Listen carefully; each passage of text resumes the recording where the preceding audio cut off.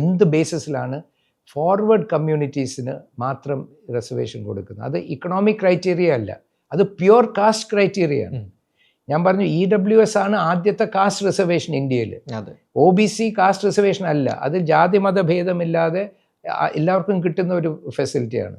അപ്പം ജെന്യുവൻലി ആദ്യമായി ഇന്ത്യയിൽ നാഷണൽ ലെവലിൽ കൊണ്ടുവന്ന കാസ്റ്റ് റിസർവേഷൻ EWS ആണ്. ഇന്ത്യയിൽ വൺ ഓഫ് ദ ഫസ്റ്റ് ആയിരിക്കാം, എനിക്ക് മറ്റ് സ്റ്റേറ്റ്സിലെ ഡേറ്റ് അറിയില്ല, പല സ്റ്റേറ്റ്സിലും ഉണ്ട് ഇപ്പം. ഈ ഫോർവേഡ് കമ്മ്യൂണിറ്റീസിന് മാത്രം എന്ന് വെച്ചാൽ ഈ ഒളിഗാർക്കിക് കാസ്റ്റിന് വേണ്ടി മാത്രം ഒരു പ്രിവിലേജ് കൊടുക്കുന്നത്.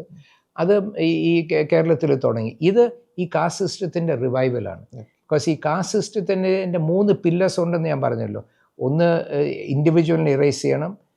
2, ഈ membership of social group mandatory ആണ്, അവർ തമ്മിൽ മിക്സ് ചെയ്യാൻ പാടില്ല. 3, കാറ്റഗറൈസ് ചെയ്തിട്ട് ആ കാറ്റഗറൈസേഷനിൽ നിന്നാണ് ബെനിഫിറ്റ് കിട്ടുന്നത്, അല്ലെങ്കിൽ നഷ്ടപ്പെടുന്നത്.